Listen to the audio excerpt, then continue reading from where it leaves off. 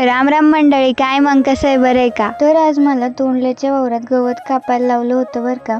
तिथे मला आईचा हरवलेला चष्मा भेटला. त्यांना काहीतरी भेटलंय. ये देख क्या लाया है हमने तेरे लिए.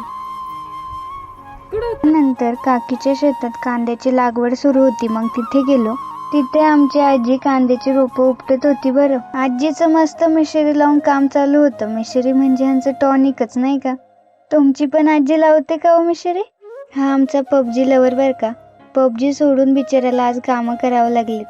त्यानंतर आईबाबांसोबत हट्ट करून आम्ही कार्यक्रमाला निघालो. एका पूजेला गेलो, दर्शन घेतलं, जेवण केलं. तिथे मला ही मुलगी दिसली. कशी आहे नक्की कमेंट करून सांगा बरं का. नंतर आलो दुसऱ्या कार्यक्रमाला. तिथे हळद चालू होती. नवरा नवरीचं पाहुण्यांचं काय उरके ना. आम्ही दोघे झालो बोर. जाताना खूप हट्ट करून गेलो, पण येताना असं पडलेलं तोंड घेऊन आलो. घरी येताना गाडीवर खूप गारटलो. मग थोड्या वेळ शेकोटी तर झालीच पाहिजे नाही का.